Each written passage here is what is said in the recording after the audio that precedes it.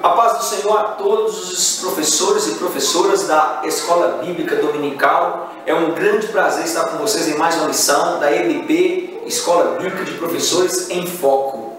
Hoje nós estamos aqui para gravar a lição de número 6, que fala Mulheres que ajudaram Jesus.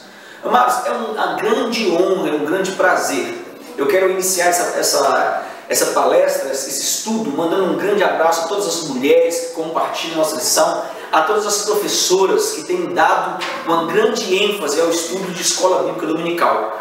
Na lição passada, eu queria lembrar os senhores, na lição número 5, nós falamos sobre o tema Jesus escolhe seus discípulos. Foi uma lição muito boa, falamos sobre a escolha que Jesus fez por homens simples, humildes, mas principalmente que estavam dispostos a deixar tudo para seguir o Mestre. Hoje nós vamos falar de uma lição muito boa, lição de número 6, que fala Mulheres que ajudaram a Jesus. É interessante que o texto bíblico em classe está em Lucas 8, o capítulo 8, versículo de 1 ao versículo 3. Eu quero iniciar essa lição mandando um grande abraço a todos aqueles que compartilharam nossa lição no Facebook, no YouTube, aos que se inscreveram na nossa página. Não perca tempo, se inscreva na nossa página, peça o material. Eu tenho o prazer de te mandar o material com tudo que é falado aqui na bancada, tudo que é discutido, para que você possa interagir com a sua sala. Então eu quero mandar um abraço para o Alessandro Dias Isário, de Pernambuco, grande abraço. Elaine Aguiar, de Campinas, São Paulo, da Assembleia de Deus do Ministério de Belém. Quero mandar um abraço para a Siona Lira, Cosme Silva, Edilardo, Marcelo Batista e Cícero Almeida. Cícero, você conseguiu me fazer chorar. Falou comigo que 14 anos que não participava de Escola Bíblica Dominical e por causa da EBP você voltou a participar. Foi uma honra ler esse escrito seu e saber que Deus tem nos usado para que você seja ferramenta e volte para a igreja de novo. Que Deus possa te abençoar. Não pare, persista, porque Deus é fiel. Eu tenho grandes pessoas comigo aqui hoje e eu tenho o prazer, com a missão que fala sobre mulheres, eu convidei 2 mulheres para estar comigo aqui hoje, representando a bancada feminina. Está comigo Rosilane, que é psicóloga. Fica à vontade, Rose, que Deus te abençoe. Amém. Eu cumprimento a todos com a paz do Senhor. É com prazer que estou aqui para juntos aprendermos mais um pouco da palavra de Deus através do Evangelho segundo escreveu Lucas. Que o Senhor possa falar profundamente aos nossos corações através dessa lição. Mulheres que ajudaram Jesus. E está comigo, já conhecida de vocês, a advogada. Nós tivemos uma grande lição com a professora Cris, a advogada Cris, Cristiana. Fique à vontade, Cris. Elias, obrigado pelo convite. Que a paz de Cristo reine em cada coração aqui nessa noite. E no coração de vocês também que estão compartilhando com nós esses momentos. É uma alegria muito grande participar dessa lição que fala de mulheres que ajudaram Jesus, né? Especificamente por um tema que nós veremos a seguir, que às vezes não é tão muito bem esclarecido em nossos dias. Muito obrigado. Sinta-se à vontade para debater, para falar o que vier ao coração de vocês. Amados, eu vou começar o tópico de número 1, a introdução, com a nossa professora e advogada Cristiana Cris. Fique à vontade, minha amada. Ao longo dos séculos, em muitos lugares, as mulheres foram tratadas como objetos e estiveram à margem da sociedade. As mulheres ainda são, em algumas culturas, consideradas seres inferiores e por isso são discriminadas. Na cultura oriental, a qual pertenceu Jesus de Nazaré, era assim também que se enxergava as mulheres. Um dos fatos que fica logo patente no Evangelho de Lucas é o tratamento que Jesus dispensou às mulheres. Essas mulheres esquecidas, discriminadas e maltratadas encontraram no Mestre a manifestação do amor de Deus. A forma que elas encontraram para retribuir foi segui-lo e servi-lo com seus bens. Um exemplo a todos aqueles que querem também agradar a Deus. Bem, amado, nessa introdução que a professora Cris acabou de ler, é interessante, eu notei algo muito importante nessa introdução e queria que você anotasse, que há em Jesus algo diferente de todo ser humano. Apesar de estar num corpo humano, existe algo diferente nele. O quê? O fato de não pertencer ao sistema, não deixar-se levar pelo sistema. É interessante que nesse período todo o sistema excluía o sexo feminino, mas Jesus vem com uma visão diferente, mostrando que realmente ele era o Criador e se importava com a criatura. Ok? Então eu queria que você anotasse isso aí. Por que eu estou falando isso? Porque nessa época, amado, a mulher entre os judeus, nós precisamos entender que ela nada mais era do que um objeto do marido. Nada mais do que um objeto do marido. Assim como os seus servidores, suas edificações, suas posses legais. Isso nós precisamos frisar em nossa sala, para que nossa classe entenda que a mulher era nada mais que um objeto. Ela devia ao esposo, segundo a tradução rabínica judaica, ela devia total lealdade. Lealdade em que sentido? Casamento, principalmente nos afazeres domésticos, a mulher ela não tinha a liberdade de expressão que tem hoje. Muita coisa se mudou nesse contexto de sociedade, nós vamos estudar sobre isso hoje. Precisamos entender que ela era naturalmente considerada infiel pelo homem e por toda a sociedade daquela época. A professora quer falar alguma coisa? Sim? Professora Cris, professora Rosilane, pode ficar à vontade. É um privilégio muito grande, eu vejo, para nós mulheres, termos nascido no tempo da graça, e principalmente numa nação como a nossa, né, o Brasil, que pode-se fazer cumprir os ensinamentos de Jesus acerca da mulher.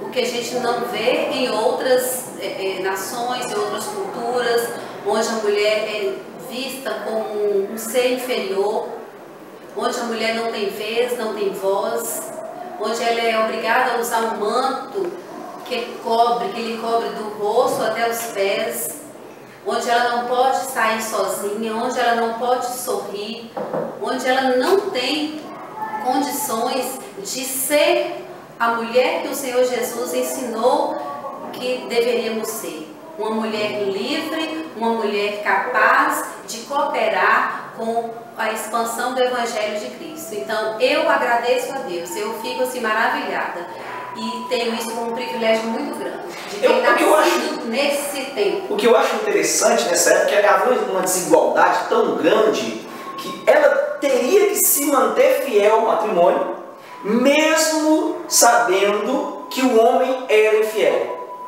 Nós estávamos no sistema, você deve esclarecer isso para a sua sala, professor, que nós estávamos no sistema, nós chamávamos de sistema polígamo, né? A poligamia era muito grande, ou poder ter 4 mulheres naquela época. Então entenda isso aqui, além de tudo, ela não podia, de maneira nenhuma, rejeitar o casamento, e a qualquer momento ela poderia ser rejeitada. Isso nos mostra que era uma infidelidade muito grande, a diferença entre razões era muito grande, não é isso? Sim, Cris, pode ficar à vontade.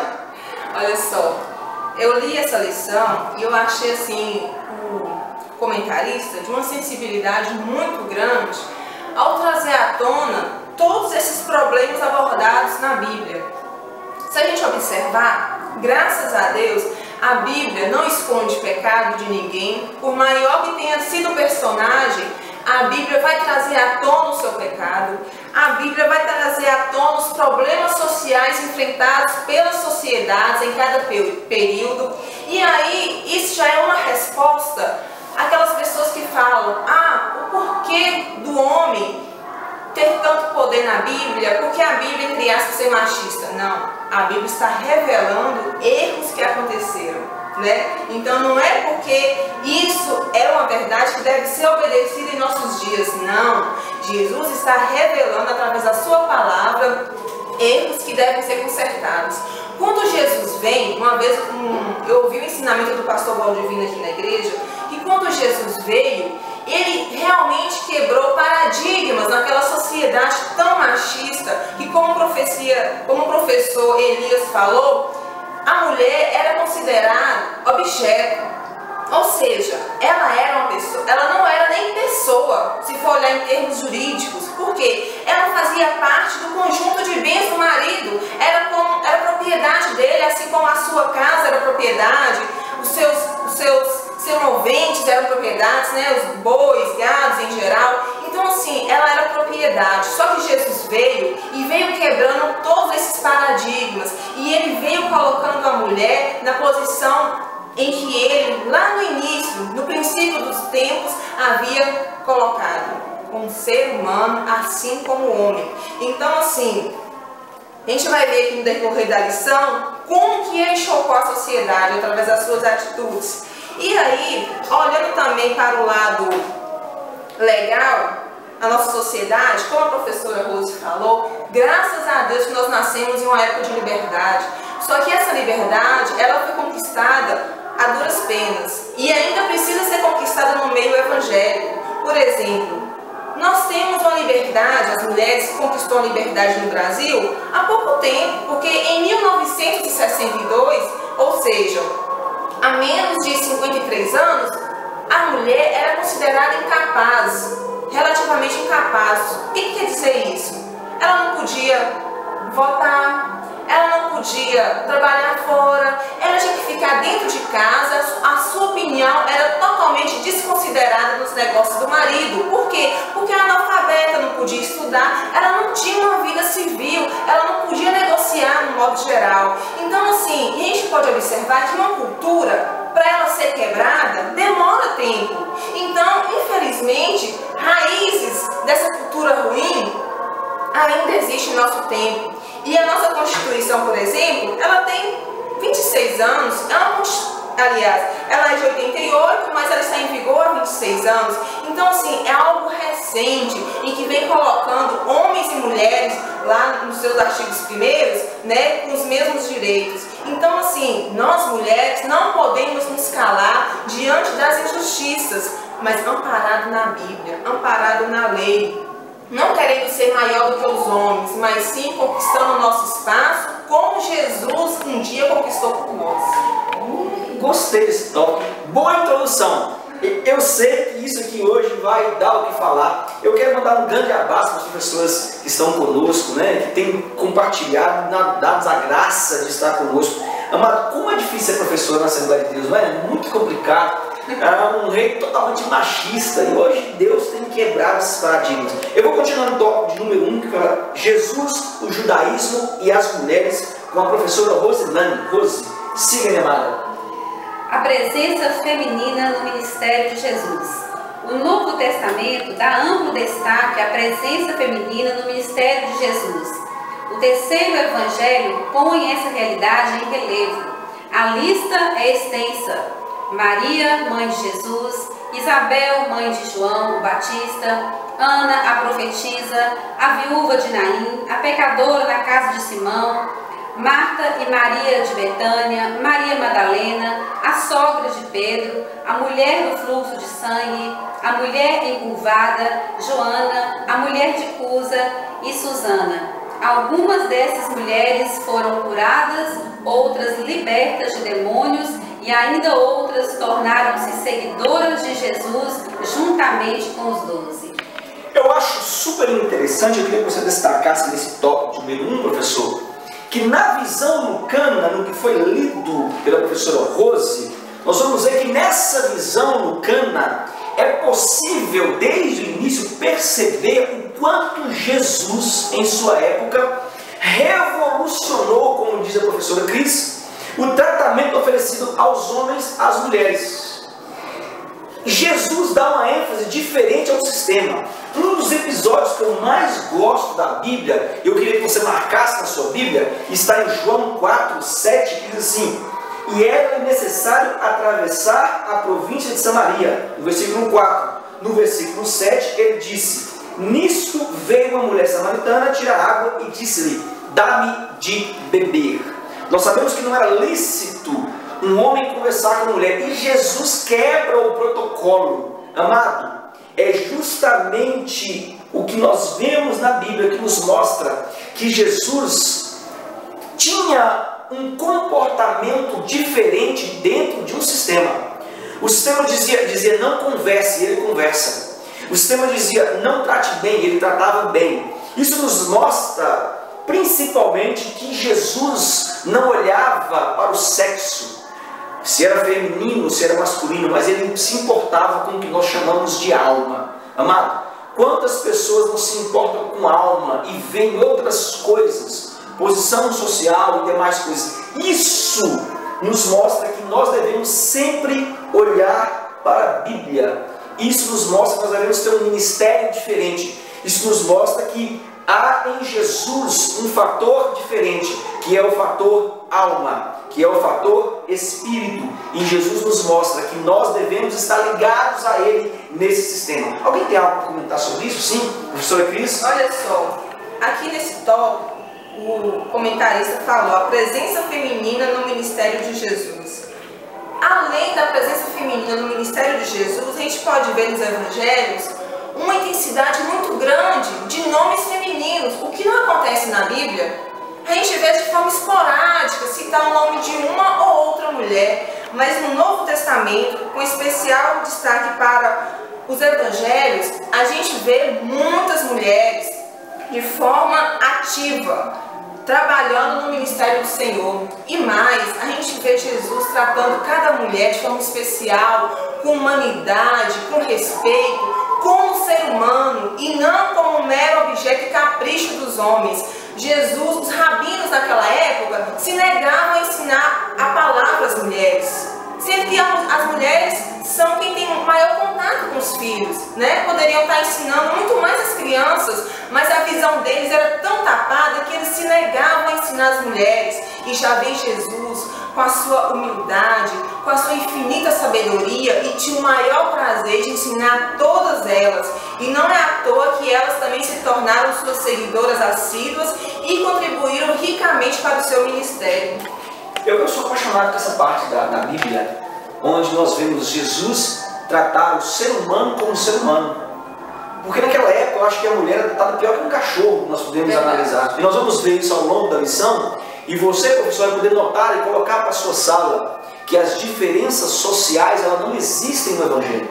Amado, isso é de suma importância essa lição. Eu vou continuar no tópico de número 2, que diz: Jesus valorizou as mulheres. Diz assim, ó: causa admiração quando fazemos um contraste entre o tratamento dado às mulheres no Novo Testamento e aquele que era praticado no judaísmo no tempo de Jesus.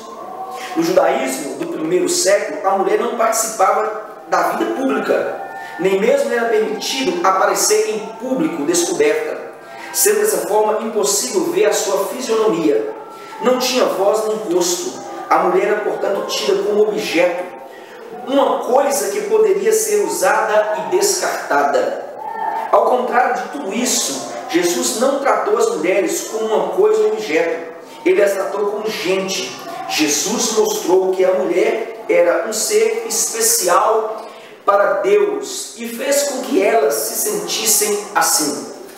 Não são poucas as passagens do Novo Testamento que dão destaque às mulheres, e o Evangelho de Lucas não foge a esta regra. Amado, como diz a professora Cris, destaque na sua sala, marque, grife com caneta. É interessante, e eu me fiz essa pergunta: por que falamos que Lucas destaca o papel feminino em sua narração? Eu citei 3 tópicos que mostram esse destaque. Primeiro, legalmente, escute isso aqui e anote: a mulher era proibida de tudo e estava constantemente submetida a todas as punições civis e penais imagináveis, sujeitas até mesmo o que nós chamamos de pena capital. Essa é a primeira. Eu queria comentar sobre isso. No tópico de número 2, no segundo tópico que eu quero relatar, nos momentos das refeições, só para ter noção da importância da mulher para aquele costume judaico. Nos momentos das refeições, a mulher ficava isolada. Olha que interessante. Pois ela não poderia se alimentar ao lado dos homens. Assim, ela permanecia em pé. Olha isso aqui, amado. Pronta para ajudar o marido a qualquer instante. Terceiro, grife. Normalmente as mulheres viviam, a própria revista chega a comentar isso, reclusas em residências, e as janelas quase sempre eram construídas com grades. Para que é isso? para que elas não pudessem ter seus rostos vistos pelos transeuntes. Olha a maldade, a crueldade do sistema judaico. É tão interessante que se um homem, olha isso aqui, professor, se um homem tentasse se dirigir a uma mulher naquela época, ele cometia um pecado muito sério. E em contrapartida, nós vamos ver Jesus, em duas passagens muito interessantes, voltar e dar valor a um ser tão significante daquela época. Lucas 1, capítulo 1, versículo de número 42, a professora Cris e a professora Rose, Lucas 7, 48, professora Cris, sim. Lucas 1 e 42. E exclamou com grande voz e disse: Bendita és tu entre as mulheres, e bendito é o fruto do teu ventre. Olha que interessante, Deus já começa dizendo que Maria e a própria Isabel era bendita. O que é bendita? Separada, agradável. Amada, nós vamos dar um pouquinho do nome e significado de Maria. Eu queria que você prestasse bem atenção acerca dos dogmas que a igreja criou em cima de Maria. E você anote isso para que você leve para a sua sala. Não queremos desmerecer nenhuma cultura, nenhum costume, mas o que nós queremos esclarecer aos professores é que nem tudo que se fala é verdade. Professora Rose, sim, minha amada. Lucas 7, 48. Diz assim: E disse-lhe a ela: Os teus pecados te são perdoados. Olha, somente Deus poderia perdoar pecados. Nós vamos ver Jesus agora dizendo a uma mulher que estava num ato de condenação, já existia algo errado nesse ato. Porque quando se pegava em adultério, teria que apresentar os dois perante o juiz. E eles apresentam somente a mulher. Amado, olha a desigualdade social daquela época. Olha a injustiça acontecendo diante do próprio Messias. E é interessante que em uma cartada, eu sempre gosto de falar isso, em uma cartada triunfante, Jesus diz: quem não tem pecado, atire a primeira pedra. Amém, amado?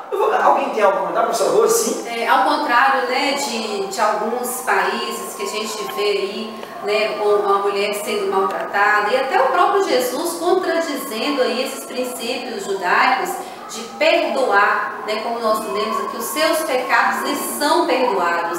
Em alguns lugares, né, do mundo, a mulher, mesmo sendo violentada, ela é considerada culpada, ela não é considerada vítima.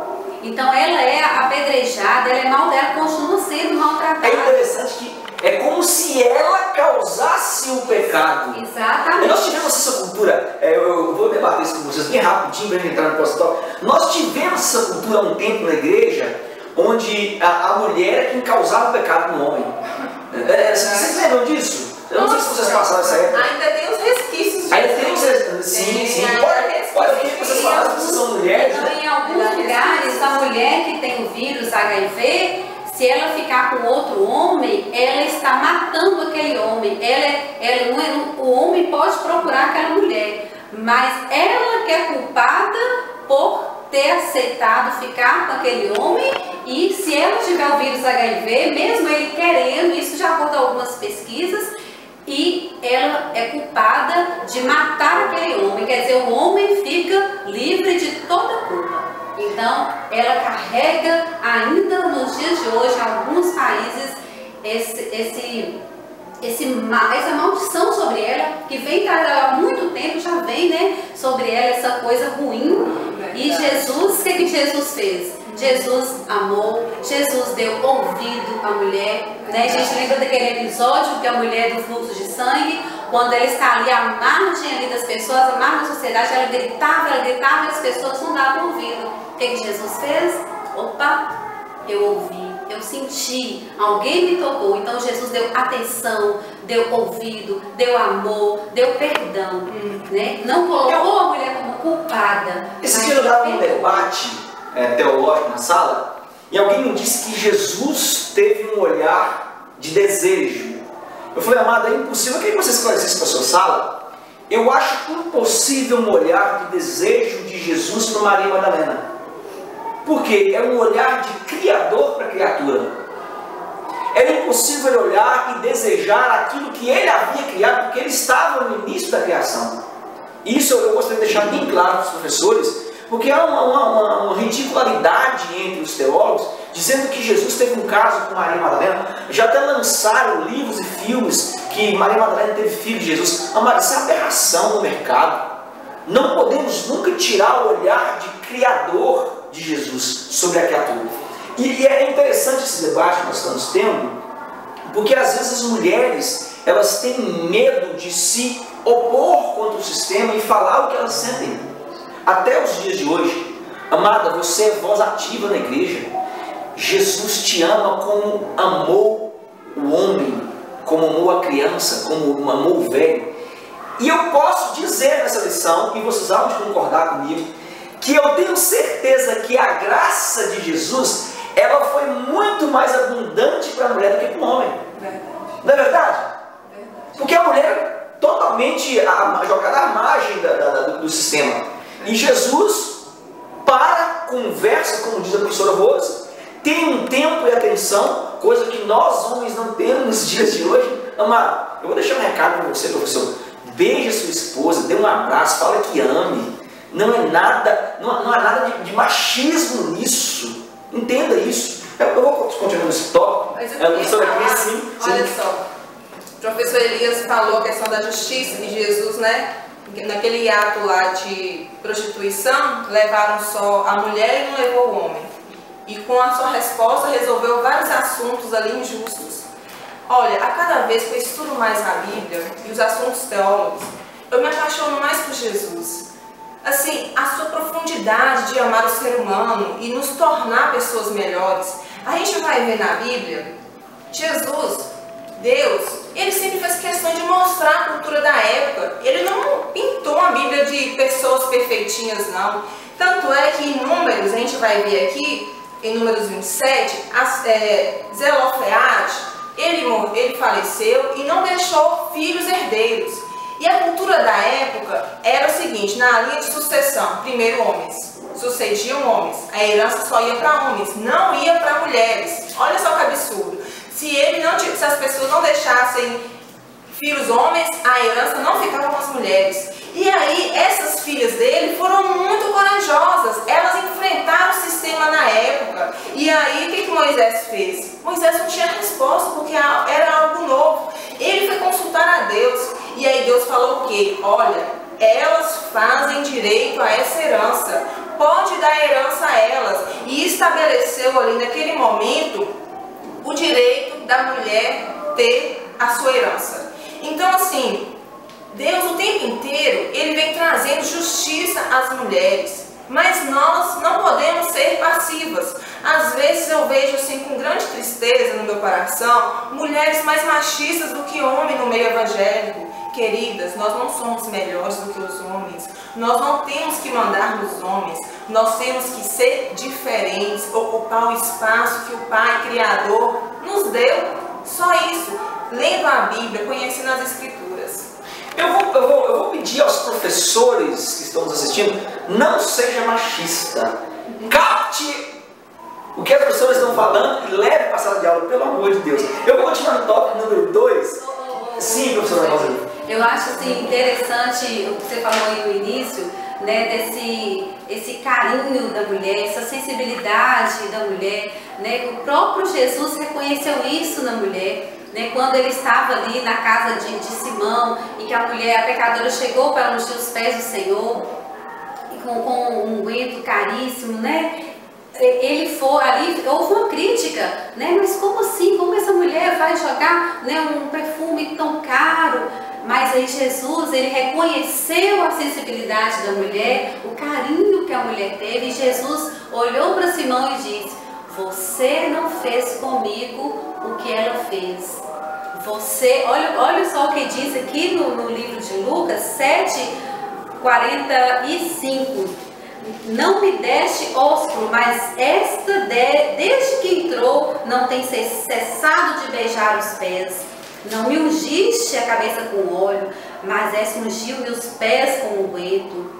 E Jesus disse mais assim, você não vê essa mulher, entrei em sua casa, você não me deu água para os pés, mas ela regou os meus pés com lágrimas e nos enxugou com seus cabelos. Então ali é Jesus reconhecendo aquela coisa que a mulher tem, que o homem não tem. O homem não tem essa questão de beijar, de estar abraçando. Quando o professor Elias falou, né, de pessoas que têm comentado no relacionamento de Jesus com Maria Madalena, Jesus não veio aqui para isso. O propósito de Jesus na terra foi outro. Mas ele reconheceu sim que a mulher é um ser humano sensível, que a mulher é carinhosa, que a mulher é diferente do homem nesse sentido. O homem tem o poder, tem a autoridade lá para ser sacerdote, para ser líder, como o Senhor colocou. E a mulher tem essa parte sensível que não foi reconhecida pelos homens da época, mas Jesus reconheceu. Eu amei esse tópico, vou até anotar para mim na para a sala de aula. Eu vou continuar no tópico número 2, com a professora Cris, fala mulheres com disposição para obedecer. Ponto 1. Maria, a mãe do Salvador. A doutrina católica acerca da pessoa de Maria se fundamenta na tradição e não conta com apoio bíblico. Não é fundamentada nos evangelhos, mas na tradição apócrifa que começou a circular por volta do 2º século de nossa era. Crenças como a perpétua virgindade de Maria, Imaculada Conceição e sua ascensão não fazem parte do cânon neotestamentário. Esse é um lado da história. O outro é a rejeição à pessoa de Maria, que prevalece entre muitos protestantes, por conta do anticatolicismo. O que a Escritura mostra de fato é que Maria foi uma pessoa agraciada por Deus para fazer parte diretamente do plano da salvação. A sua disposição em aceitar e crer no plano de Deus está demonstrada em suas palavras. Eis aqui a serva do Senhor. Cumpra-se em mim segundo a tua palavra. Eu achei interessante, eu marquei nesse tópico e me chamou a atenção que essa tradução e a tradição apócrifa, que começou no 2º século, ela traz alguns erros da infalibilidade papal. E nós vamos entender, eu queria que você anotasse isso com bastante ênfase, professor, porque só de estudarmos o significado de Maria nós veremos grandes erros. Primeiro, anote aí, o significado de Maria no hebraico original, nós podemos dizer o transliteral Miriam. O significado de Miriam significa rebelião. Escute isso aqui, rebelião. Por quê? Porque o sistema judaico, o nome Maria, nós vamos estudar que significava rebelião. Onde Maria, a situação que Maria estava, era um sistema de rebeldia. Ela engravidou antes do casamento. Entenda isso. Para que você entenda o nome Maria, logo após, nós vamos ter um significado incerto. Incerto, não pode se afirmar que nós vamos ter no original que veio do egípcio e nós transmitimos o significado que pode-se dizer derivado de Mihai, e isso significa amada. Logo, Mir, amor. Peça o seu material que eu vou ter o prazer de te enviar para você estudar isso na sua sala. Então, esse sistema vai pegar o nome Maria, que significava rebelião, e trazer para amada no que nós chamamos grego, que é um nome egípcio. Sobre a virgindade de Maria, eu queria que os professores abrissem Marcos 6, versículo 3, Mateus 1, 25. Sobre a virgindade de Maria, amado, eles falam que a virgindade de Maria ela foi virgem perpetuamente. Marcos 6, versículo 3, professora Cris, sim. Não é este o carpinteiro, filho de Maria, e irmão de Tiago, e de José, e de Judas, e de Simão? E não estão aqui conosco suas irmãs? E escandalizavam-se nele. É interessante que a Bíblia diz, não são estes seus irmãos e suas irmãs? Amado, Maria teve mais filhos. Bíblia é clara em dizer isso. Eu vou continuar a Mateus 1, 25. A professora Rosa, sim. Mateus 1, 25. Mateus 1, 25. Vamos ver o que diz. E não a conheceu até que deu à luz seu filho, o primogênito, e pôs-lhe por nome Jesus. É interessante que no original o primogênito é o primeiro. Significa que Jesus foi o primeiro. E José não teve contato com ela até o nascimento de Jesus. Mas logo após, como leu a professora Cris, Jesus teve irmãos e irmãs. E é interessante que em Mateus 12, o versículo de número 47 até o 50, olha que interessante esse versículo, diz assim, ó. E alguém lhe disse, tua mãe e teus irmãos estão lá fora e querem falar-te. Porém ele respondeu ao que ele trouxera o aviso, quem é minha mãe e quem são meus irmãos? E estendendo a mão para os discípulos disse, eis minha mãe e meus irmãos, porque qualquer que fizer a vontade de meu Pai Celeste, este é o meu irmão, minha irmã e minha mãe. Amado, Jesus é tão interessante que ele mostra que não só quem estava para o lado de fora, mas nós nos fazemos irmãos dele. Então entenda, Maria não teve o ato de virgindade perpetuamente, amado. Vamos desmistificar isso para os nossos alunos. Eu quero desmistificar também outra coisa interessante sobre a ascensão de Maria, e muitos dizem que ela foi assunta ao céu. Amado, entenda isso. Isso foi definido dogmaticamente, é um dogma da Igreja Católica, pelo Papa Pius XII, em 1º de novembro de 1950, na Constituição Apostólica. Essa Constituição é chamada, nós chamamos Magnificentissimus. O que é isso? Magnificente de Deus, em português significa o mais generoso de Deus. Dentro do que nós chamamos do exercício de infalibilidade papal. O Papa, imposto pela sociedade, tinha a moral de dizer que Maria subiu aos céus. É interessante que eu acho que só ele viu, porque ninguém mais viu. Dentro da infalibilidade papal, todos acreditam e seguem o costume. Eu quero deixar bem claro para os senhores, professores, para vocês esclarecerem na sua sala, que existe em Maria o mesmo ato que existe em qualquer ser humano, principalmente mulheres e homens. Principalmente nas mulheres. Vou colocar isso aqui, que a lição fala sobre as mulheres, né? Qual é esse ato, professor Elias?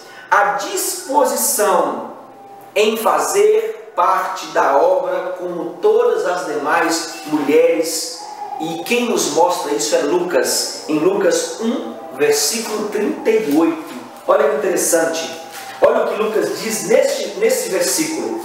Eu achei interessante que quando ele dá uma narração sobre Maria, ele pega um fato que nos chama a atenção e diz que Maria ela se colocou à disposição de Deus. Ela disse, eis-me aqui. Amado, poucas as mulheres falaram isso na Bíblia. Eis-me aqui, a tua serva, usa-me conforme o teu querer. Amado, isso é muito importante. Há nesse entrelace a diferença entre homem e mulher. Deus não enxerga homem e mulher, Deus enxerga macho e fêmea, enxerga ser criado. Agora a diferença está entre eu estou aqui, usa-me a mim. Amém, amado? Interessante. Sim, ela não utilizou o atributo divino de ser uma mulher separada, uma mulher virgem, uma mulher escolhida pelo Senhor. Ela não usou isso para se apoderar, né, das questões espirituais, para ela falar, eu tenho todo o poder, eu sou superior, eu me guardei, eu sou superior ao meu Senhor, ao meu Deus. Ela se colocou numa posição de submissão.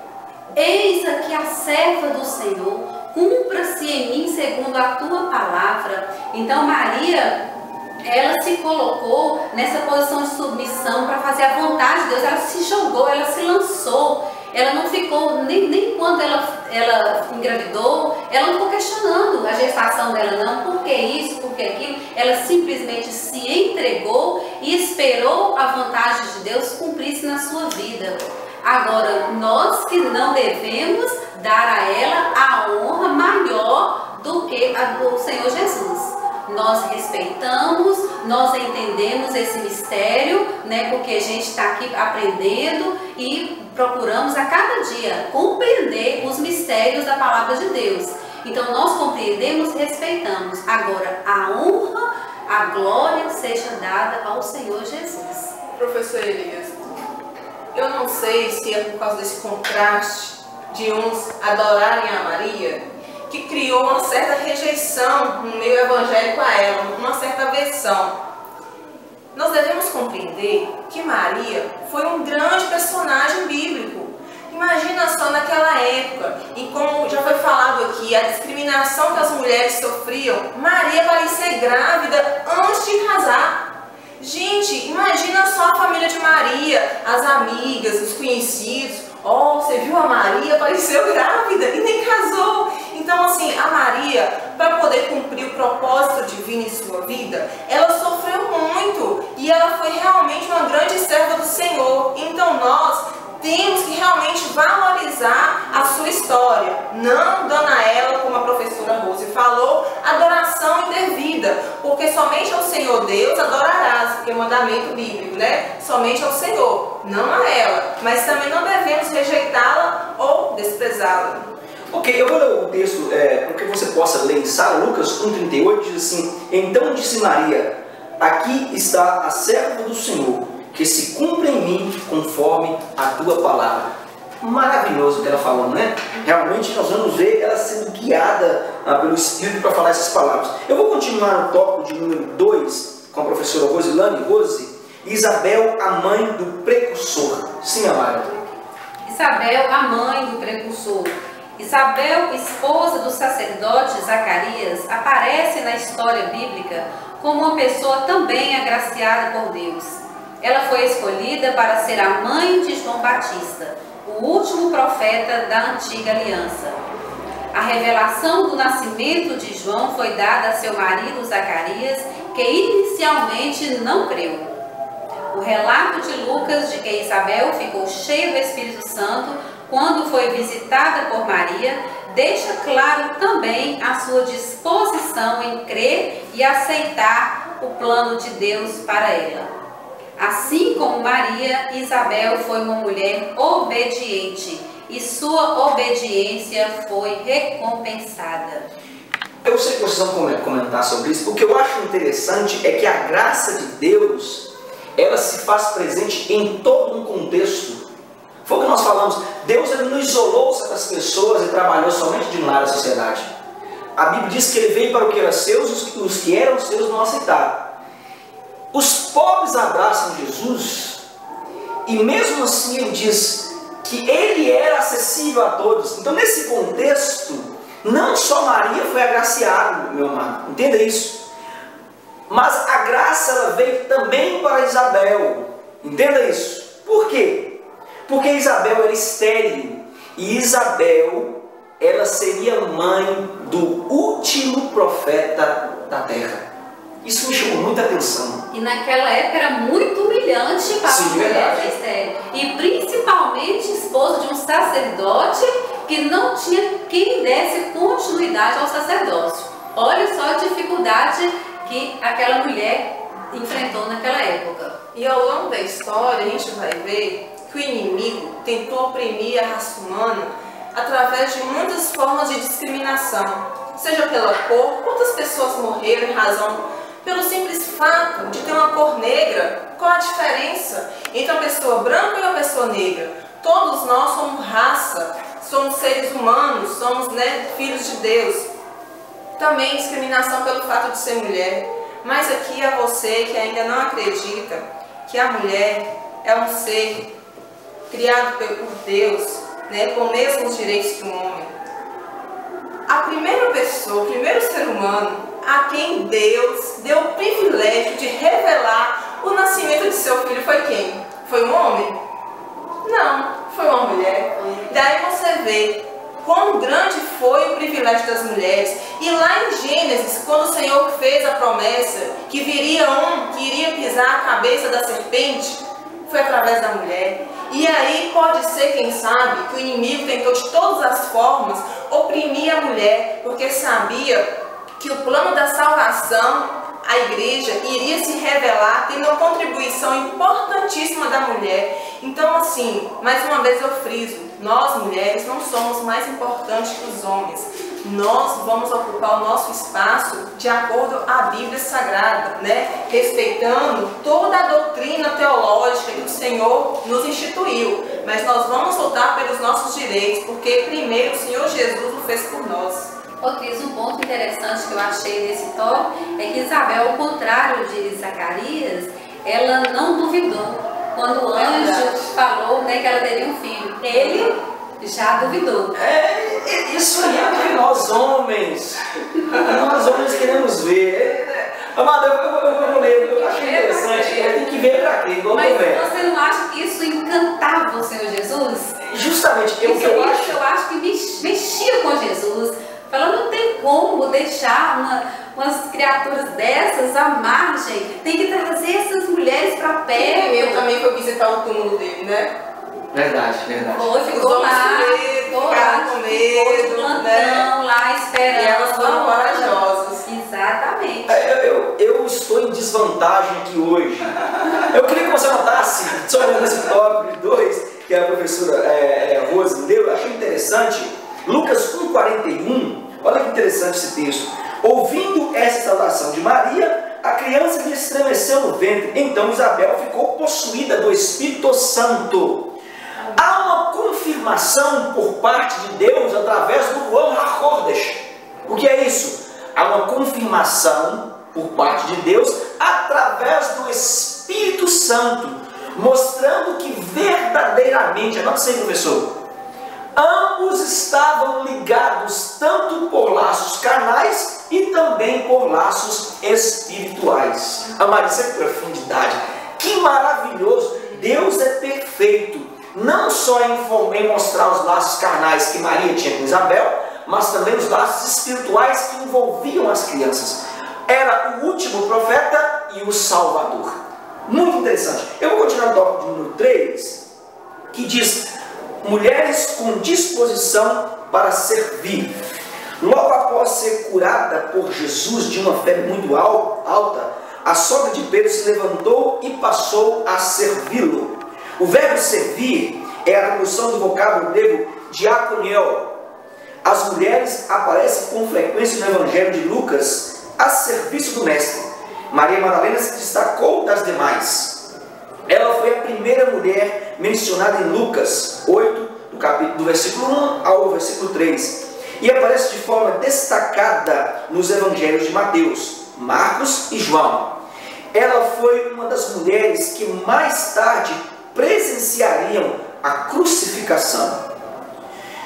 Viram onde o corpo de Jesus foi colocado e saíram no raiar domingo para ungir o corpo do Senhor. Além disso, ela iria ser a primeira pessoa a quem Cristo ressurreto apareceria. Amado, nesse tópico, queria que você marcasse algo interessante. Servo, ele vem do grego que nós chamamos de doulos. E no aramaico, que é um dialeto do hebraico, nós chamamos de eved, que significa escravo. Existe grande diferença entre os dois verbos. Isso é muito interessante você marcar isso. Por quê? A palavra servir do original, diaconel, em Atos 6, versículo 2. Alguém está com a Bíblia aberta para mim? Eu queria que você já abrisse em 1 Timóteo também, capítulo 3, versículo 10 até o 13. Atos 6, versículo 2. Uma das professoras. Atos 6, versículo 2. 6, 2. Pode ler? Pode ler. Atos 6, 2.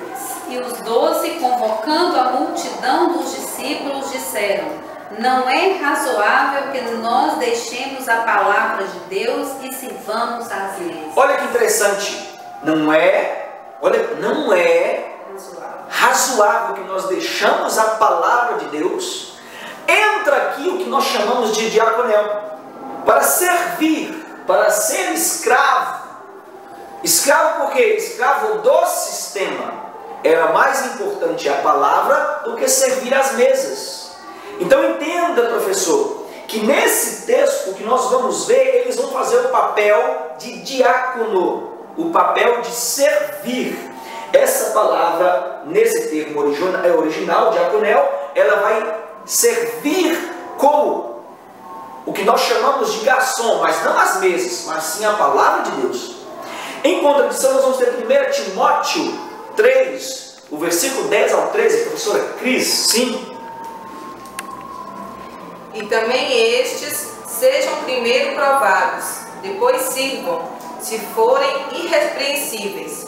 Da mesma sorte, as mulheres sejam honestas, não maldizentes, sóbrias e fiéis em tudo. Olha que interessante.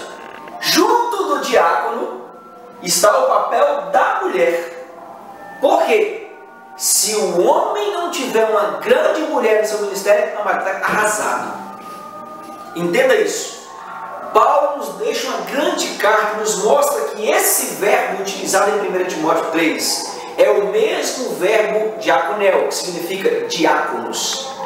Há nas mulheres, isso aqui é interessante, especificado por Lucas, um verdadeiro diaconato. Entende isso aqui, professor?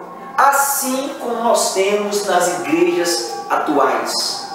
Amado, é interessante que nós vimos na igreja atuais as mulheres trabalharem mais do que certos homens. Isso nos mostra que Jesus deu a ênfase a uma pessoa certa, que eram as mulheres. Querem comentar uma coisa, minhas amadas? Pode falar. Porque as mulheres elas têm, elas já mostraram desde o início que elas têm essa disposição para servir. Até assim, as mulheres que foram curadas, as mulheres que foram libertas, elas seguiram a Jesus até como uma forma de recompensa. Tipo, o Senhor fez por mim, o que eu vou fazer para o meu Senhor? E em contrapartida, o Senhor não deixa isso assim no espaço. A palavra de Deus nos diz que Ele recompensa. Tudo que nós fazemos para o Senhor não fica em vão. No Senhor, o nosso trabalho não é vão. Então, se as mulheres reconhecem o senhorio de Cristo, reconheceram a bondade de Jesus em libertá-las, em amá-las, em perdoá-las e passaram a servir Jesus, Jesus também reconhece esse serviço da mulher e também recompensa a mulher. Hoje as mulheres são recompensadas pelo trabalho que elas fazem. Não só as mulheres, né? Como a palavra diz, todo o trabalho no Senhor não é vão. Muito obrigado, professor Rose. Muito obrigado por lembrar que nós precisamos, amado, entender que tudo que é feito pela obra é recompensado por Deus. Muito bem lembrado, professor Rose. Eu vou continuar no tópico número 2 com a professora Cris. Mulheres abnegadas. Fica à vontade, minha amada. O Evangelho de Lucas revela que Jesus teve em seu ministério a ajuda de mulheres abnegadas. O evangelista mostra Jesus sendo ungido por uma mulher tida como pecadora na casa de Simão, um dos fariseus.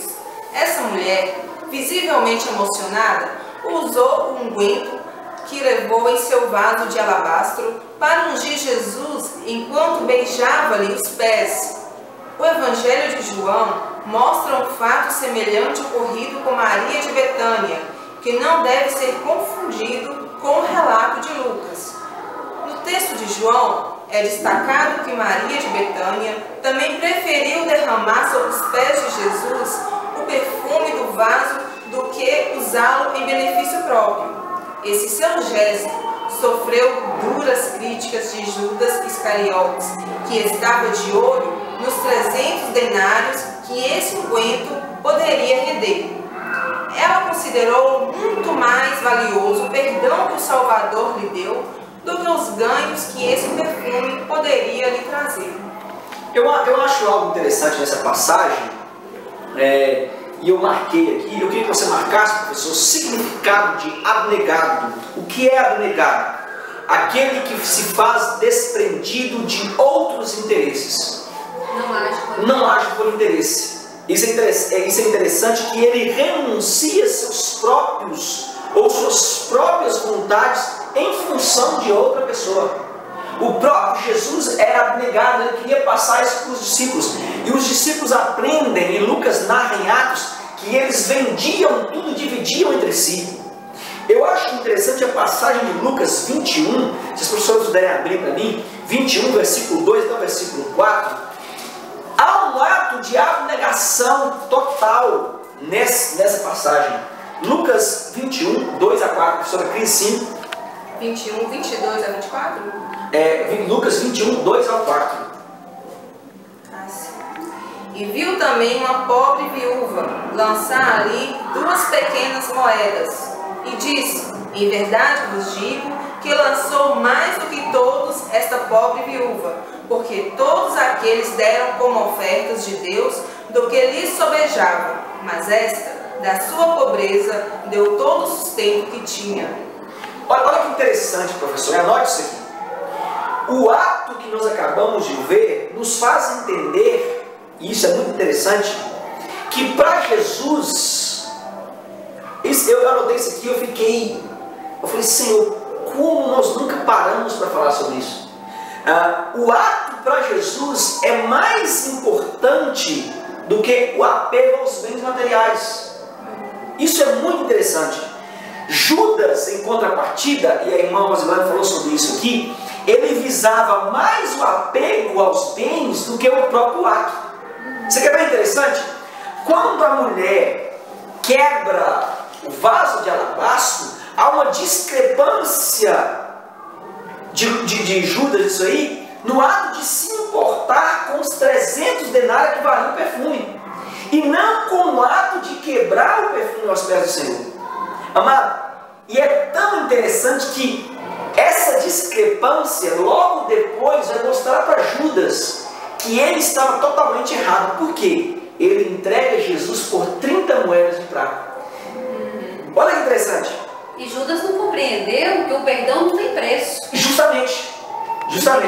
Não tem preço o perdão. Olha que interessante. E nem a gratidão. Enquanto ele entrega por 30, ele se importa com 300. Olha que discrepância. Ele deveria no mínimo entregar por 400, que era maior que 300. Amado, nós podemos entender que as pessoas na igreja hoje estão se importando mais com visão e não com ato. E isso nos leva a entender que nós devemos sempre voltar para o que Jesus olhava, o ato em si. Isso é muito importante. E às vezes, professor, Sim, essas pessoas negociam os princípios bíblicos com tão pouco. Eu estava ministrando na aula passada, no domingo, para as irmãs, e eu falava que algumas pessoas até vendem a bênção, trocam a bênção por um prato de lentilha.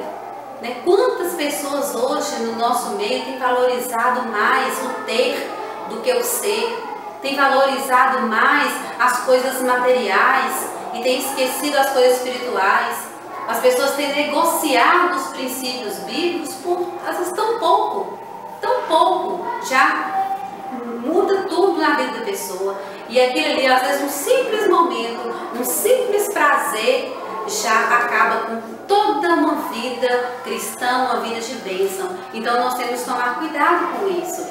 Aquela mulher, ela derramou aquela preciosidade nos pés do Senhor Jesus, porque ela estava preocupada em agradar ao Senhor, em dar o melhor para o Senhor. Ela não estava preocupada consigo mesma.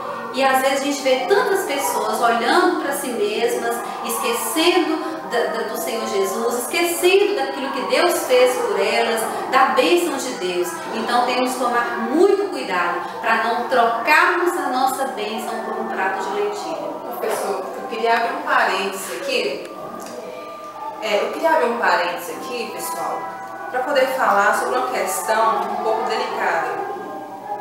Esse tópico fala de mulheres abnegadas, que às vezes abrem mão do seu próprio eu. Mas isso tem que ser feito da forma correta. Quando a gente fala aqui das injustiças sociais, não quer dizer que a mulher o tempo inteiro é vítima. que a mulher o tempo inteiro é uma coitadinha. Não, mas infelizmente isso às vezes acontece. E eu quero falar também uma questão que talvez possa te chocar, por ser uma escola dominical de falar desse tema, da violência doméstica contra a mulher. Olha só, às vezes a mulher, ela não tem uma instrução suficiente, às vezes ela não tem assim, ela abre mão até da sua própria dignidade, sabe? Porque às vezes não trabalha, ou por outros fatores, e aí ela se leva, ela se submete a vários tipos de violência, que a Lei 11.340 trata dessas violências. Eu queria ler aqui para vocês rapidamente o que pode ser considerado violência contra a mulher, violência doméstica. Violência física, no artigo 7º, inciso 1. Violência física entendida como qualquer conduta que ofenda sua integridade ou saúde corporal. Inciso 2, violência psicológica, que muitas das vezes as pessoas acham que isso também não é crime, mas é crime, tipificado. Entendida como qualquer conduta que lhe cause dano emocional e diminuição da autoestima, ou que lhe prejudique e perturbe o pleno desenvolvimento, ou que vise degradar ou controlar suas ações, dentre outras coisas mais. Violência sexual, inciso 3, entendida como qualquer conduta que a constranja a presenciar, a manter ou a participar de relação sexual não desejada, mediante intimidação, ameaça, coação ou uso da força, dentre outros. E tem outras questões mais aqui: violência moral, patrimonial, mulher. Cristo trouxe através da salvação, através da graça, inúmeras bênçãos para a sua vida. Olha, muitas das vezes, ou 100%, você vai ter que lutar de joelhos, orando, confiando no Senhor. Mas também isso não exclui que você procure os seus direitos na lei. Não se submeta a esse tipo de violência, porque pode chegar uma hora que infelizmente não vai ter saída para você, como muitas mulheres aí que perderam a sua vida. Então, assim, em primeiro lugar, lembre-se, Cristo é o seu melhor e maior amigo e Ele vai te ajudar, mas lute contra isso, lute, confie no Senhor e vá atrás dos seus direitos, porque Deus tem vida e vida com abundância para você. Não se esqueça disso. Muito bem lembrado. Eu vou continuar esse tópico, professor. Eu queria que você levasse para a sua sala, que a professora Cris acabou de falar, Cristiane, o quanto nós estamos tendo mulheres sofrendo na sociedade sem saber dos direitos. E até na igreja. Até na igreja. Amada, você é amada primeiramente por Deus. Nós não podemos esquecer disso. Eu vou continuar no tópico número 4, mulheres com disposição para ofertar, com a professora Rose. Ok. O trabalho rabínico. Lucas registra que Jesus andava de cidade em cidade e de aldeia em aldeia, pregando e anunciando o evangelho do reino de Deus. E os 12 iam com ele. A dedicação de Jesus e seus 12 discípulos ao ministério da palavra era exclusiva. Como se dava então a manutenção desse ministério? Jesus orientou seus discípulos, quando estivessem em missão, a que ficassem na mesma casa, comendo e bebendo do que eles tiverem, pois é digno o obreiro de seu salário. Não andeis de casa em casa. O trabalhador era digno de seu salário. Um rabino não podia receber pagamento pelo que ensinava, mas a cultura hebraica considerava uma obrigação e um privilégio sustentar o rabino. Há um princípio válido aqui. O obreiro não deve ter valores materiais como a motivação do seu ministério. Por outro lado, aqueles que se beneficiam desse ministério devem ajudá-lo em sua manutenção. Ok, eu gosto de falar desse termo, obreiro, porque eu estou no meio, então eu posso falar. Eu acho que eu tenho uma liberdade de expressão para falar sobre isso.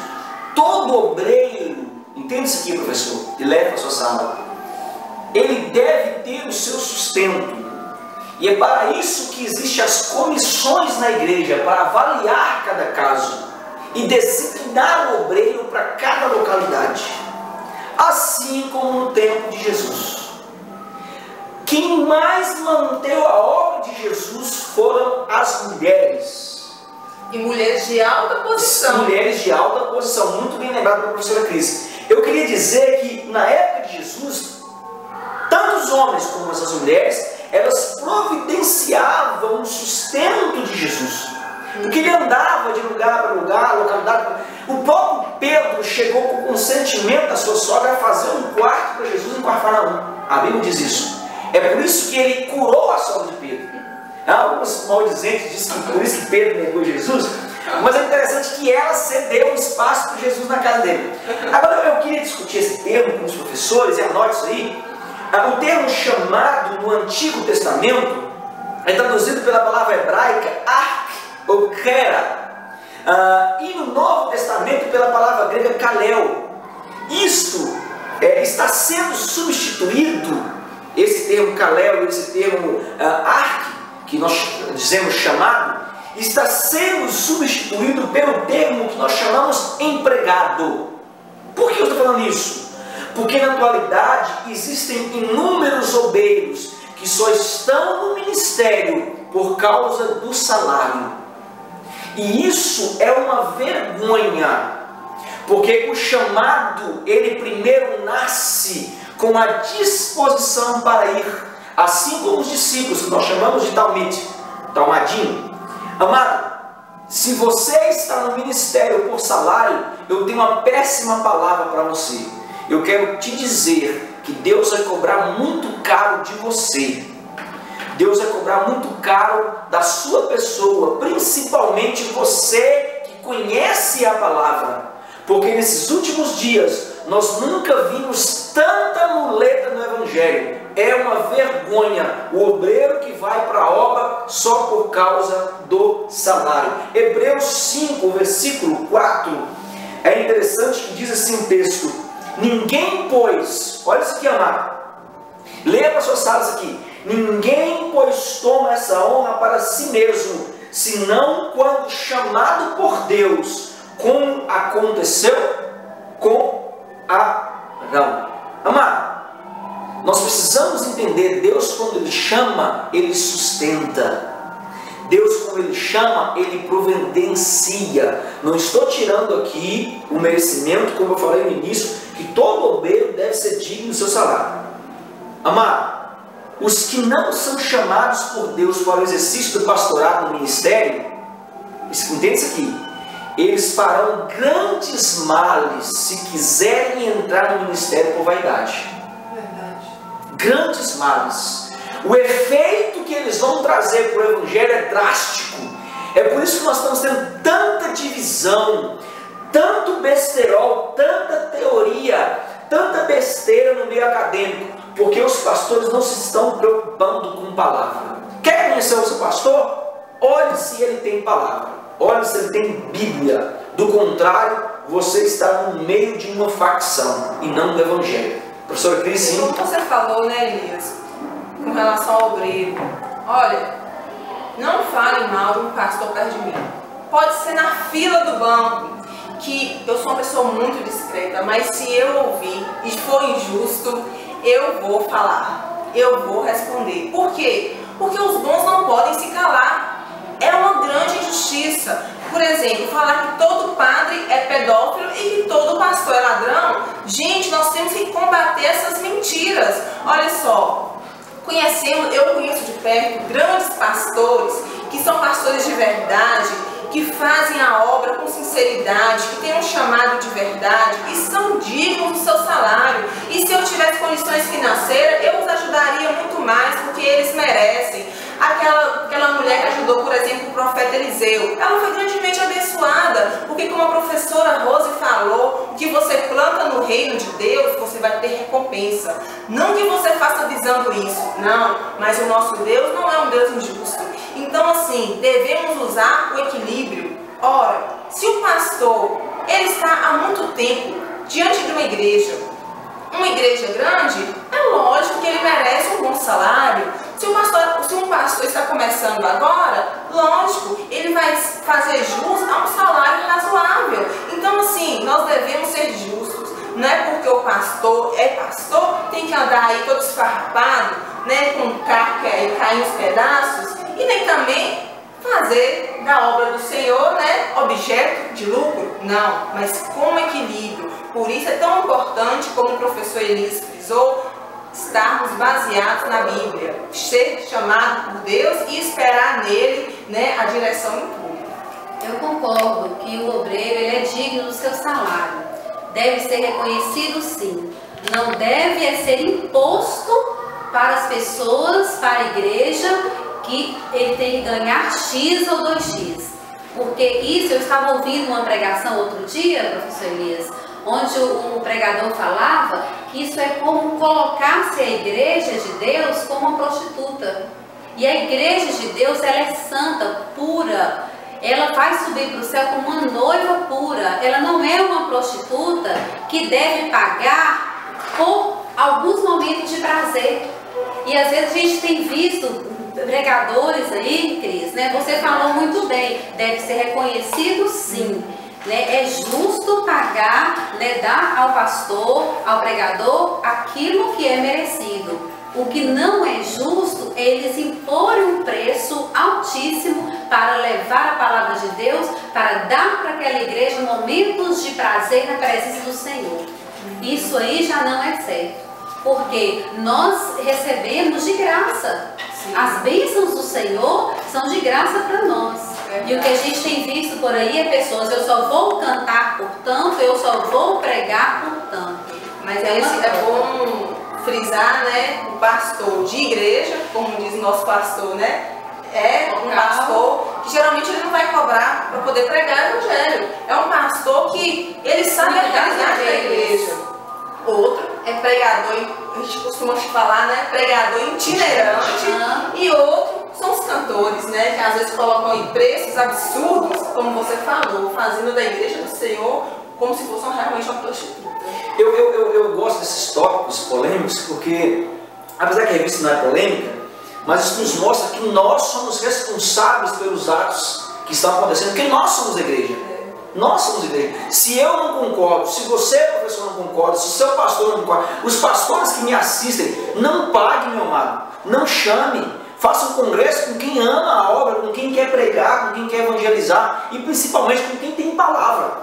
Eu tive essa semana em Poté, da lição número 4, e eu fiquei maravilhado com Deus de ver quantas pessoas estão engajadas com a obra. 120 pessoas numa escola bíblica, mano, um domingo pela manhã, 30 e poucas. Amado, isso é maravilha, crianças.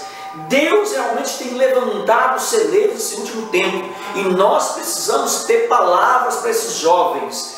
E eu vou rebater esse texto e vou continuar defendendo pastores, como diz Cris, que é o nosso dever, com o texto de Mateus 10, versículo número 41, diz assim: quem recebe um profeta no caráter de profeta, receberá galardão de profeta.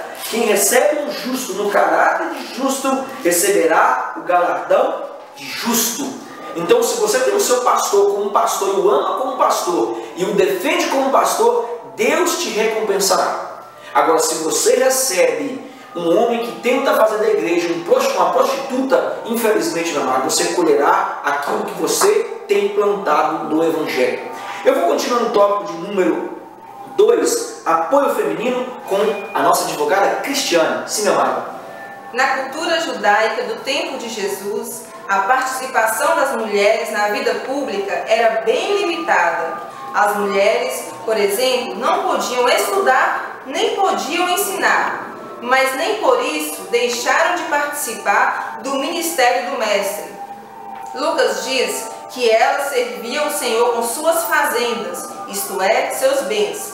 Enquanto Jesus e seus 12 apóstolos se dedicavam ao ministério da palavra, essas mulheres lhe davam suporte financeiro e material.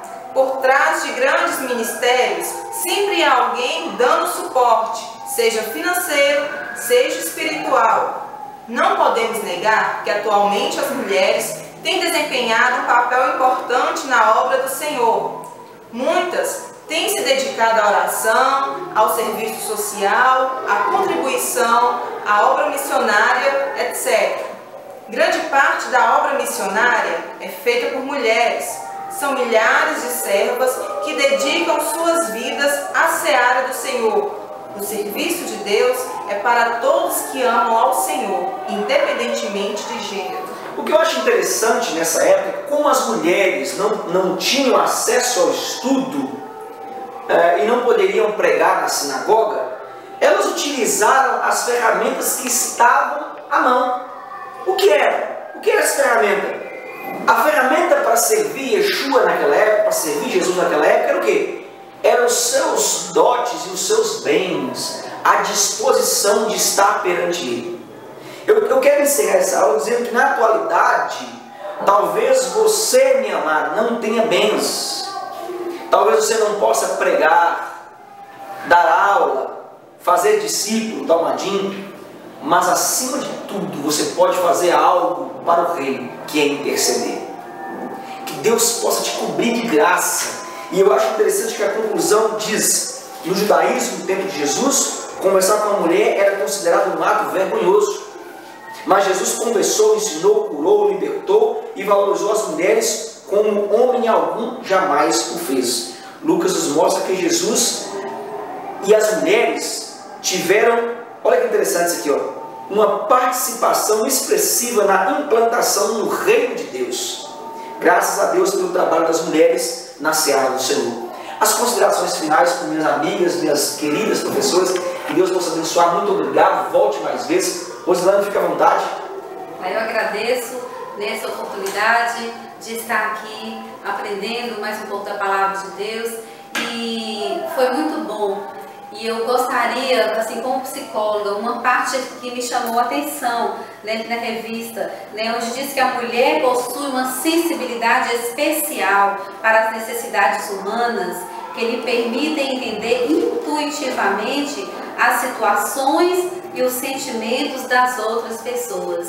Que nós, mulheres, possamos fazer uso dessa sensibilidade que temos, né, dessa capacidade que o Senhor nos deu de compreender o ser humano, de amar o ser humano e de prestar serviços à casa do Senhor. Que nós não desperdiçamos de nenhuma forma esse dom maravilhoso que Deus nos deu, este sentimento tão precioso que nós temos pelas pessoas. Que Deus nos abençoe grandemente e que continuamos firmes na obra do Senhor. Professora Cris? Olha, eu agradeço a sua companhia por esse momento que nós estudamos a lição 6. E assim, eu louvo a Deus pelos homens que Ele colocou na minha vida. Primeiro, o meu pai, que me ensinou a amar a Deus, a servi-lo, a ser uma pessoa obediente e também a ser uma mulher independente e lutar pelos meus direitos. E ao meu esposo, que sempre me apoia, que sempre está junto comigo e sempre luta por mim. Então assim, eu louvo muito a Jesus por essa grande bondade que Ele me concedeu. E quero dizer a você, mulher, olha, no Salmo 115, no versículo 16, fala o seguinte: os céus são os céus do Senhor, mas a terra deu a Ele aos filhos dos homens.